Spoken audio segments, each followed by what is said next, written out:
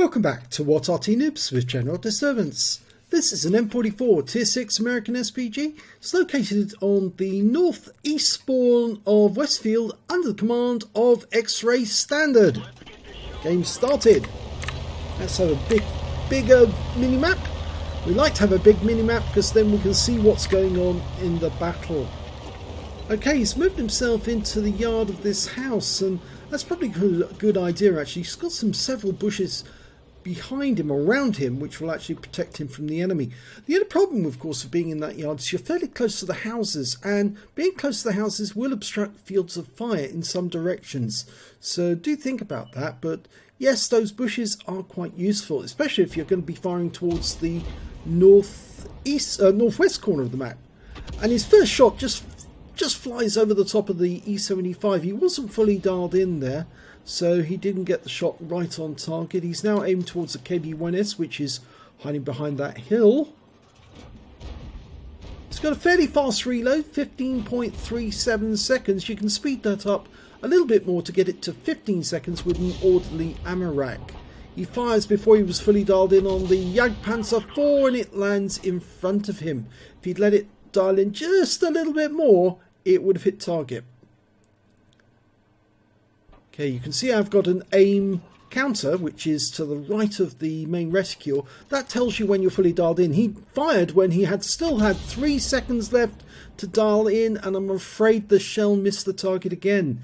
Yep, dialing in is a very important feature of this game. If you can dial in on target and get it fully dialed in, the shells will be accurate and they will hit the target. And that one hit the other side of the hill.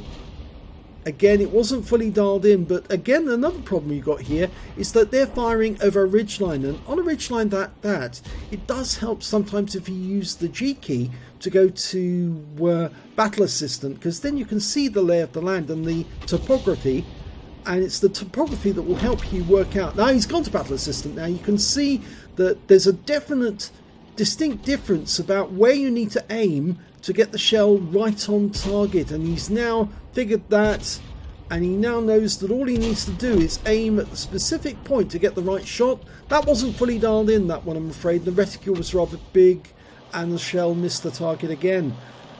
Panzer IV, now he's almost loaded, and the Panzer's attacking our defender. He's dialed in, fully dialed in, rounds out. This should hit the target. It lands right next door to him for 151. Makes him a one shot, but unfortunately we've lost the defender. Okay, he's decided to change position just slightly, because unfortunately we're losing in the north, and there's only an SU-101 and a T-150 between the enemy horde and us. So, yep, he's decided to move into the tree line, right on the far east side of the map. Give him some protection. It'll hide him from the enemy and allow him to get shots without being shot back at. Okay, there's also a Super Hellcat at the bottom end of the village. Unfortunately, he's unspotted at the moment, so you can't see precisely where he is. I think he might be behind the house a little further down. He is fully dialed in. That Cyrillic word means reduce, by the way. And now he's got the Super Hellcat. Yes, he was just at that edge, and the shell went long and landed behind the Super Hellcat, but stunned him. But he's now getting 2 tanks at once, and potentially he might end up with a bombardier if he could get both of them. He's loaded. Now, rounds out straight away. Oh, big hit on the Super Hellcat. And the AMX-13 F3 killed the Super Hellcat directly after. We've now got a box tank, the SU-100Y. Further up the hill, he fires just before he was fully dialed in. It landed in front of the box tank. Got a closer enemy. It's an ISU-152K, the premium Soviet tank destroyer. Again, he's lining up the shot. That was dialed in, and it hits the target. So that was a good hit. Unfortunately, it hasn't stopped the ISU, but he did take more damage, and you can see X-Ray is now relocating just a little bit more to throw off the enemy.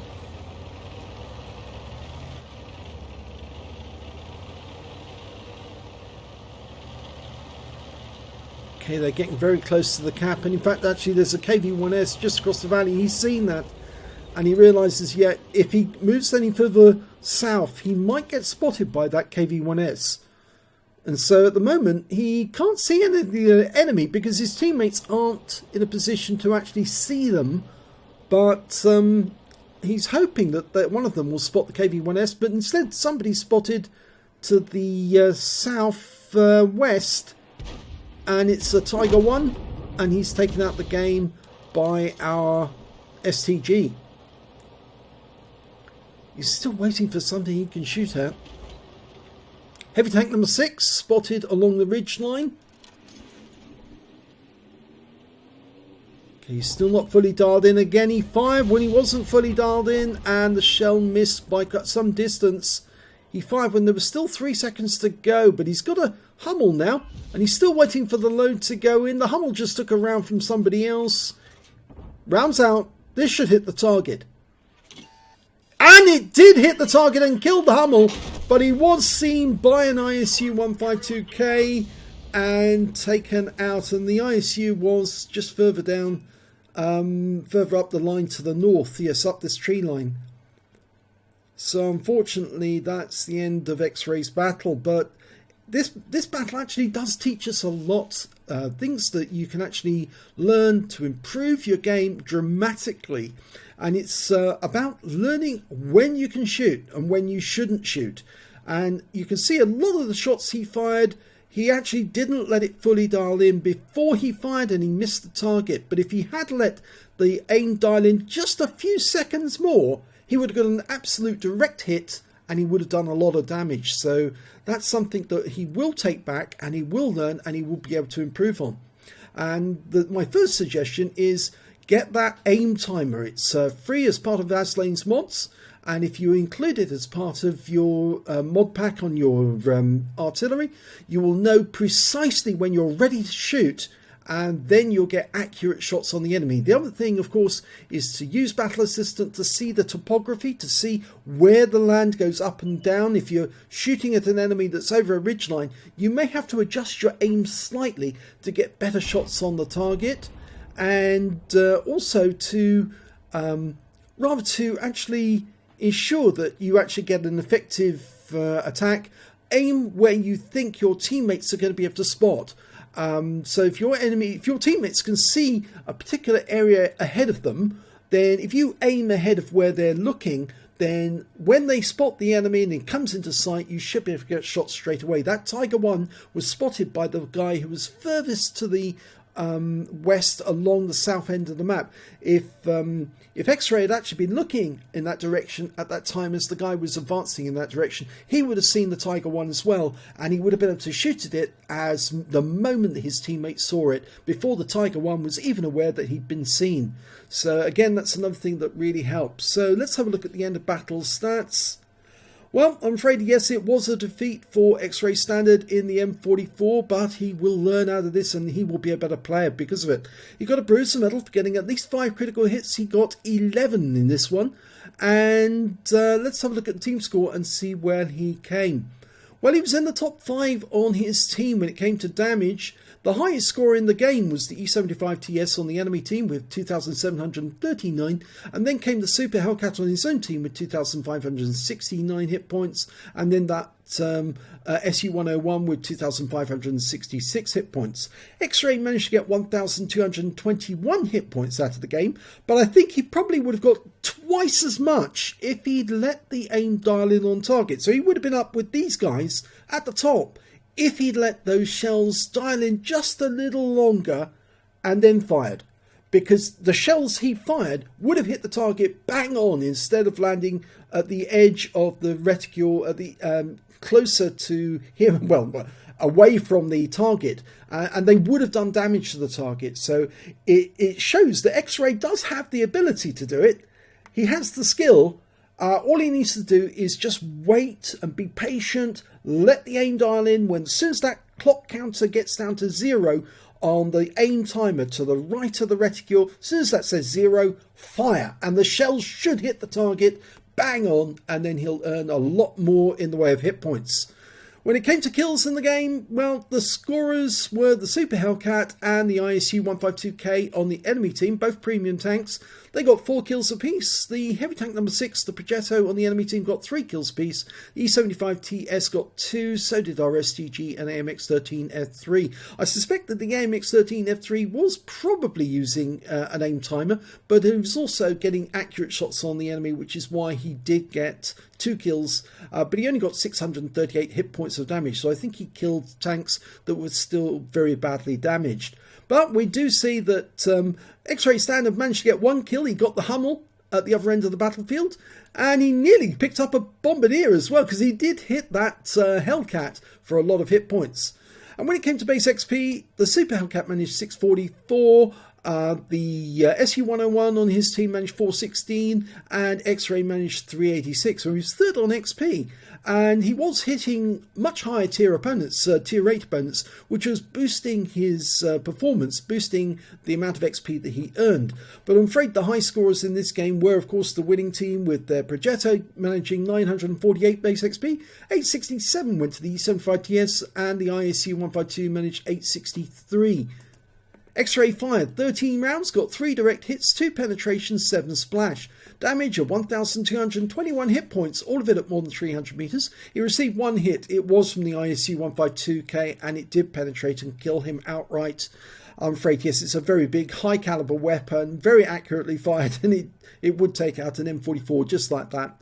5 enemy vehicles damaged, 1 killed, and 492 hit points of stun assist off 6 stuns. On a premium count, he earned 17,559 credits, but after repair, ammunition, resupply and consumables, he actually made a small loss of 2,218 credits. If he'd actually hit those targets that he aimed at where he missed, where he didn't fully dial in, he might have actually scored a lot higher here, which meant he would have made a profit for the game. So hopefully he will pick up on that. 386 XP, 290 from personal missions payout, and 869 altogether. So a lot of potential there from XrayStandard. In fact, actually, that Super Hellcat shot, that was the big one, because he actually earned 560 hit points of damage from that shot. And he nearly wiped out both the Super Hellcat and the tank that was standing next to him and pick up a Bombardier. And of course, that's what awaits XrayStandard, the ability to do that, fire accurately and take out 2 tanks with 1 shot. And all it takes is to load that aim timer into your mod pack and then watch until that counter goes down to 0. And the moment it hits 0, bang, out goes the round, and you get an accurate shot on the target. All you require then is the ability to predict where the enemy's going to be when you're ready to shoot, and that's when you'll get accurate shots which astonish the enemy, because then shells will be raining down on top of them and there's no way they can avoid it. So a lot of potential from XrayStandard. I expect that we're going to be seeing a few more videos from him in the future, and they'll probably be with much better results as well. If you enjoyed that replay, please give this video a like and do subscribe to our channel. We're only a small channel.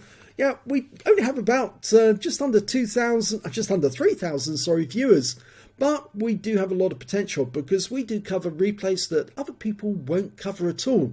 So it's important to support those channels, because those are the guys who will actually get your video onto YouTube, so you can then watch it again and again, even after the client changes. Thanks for watching.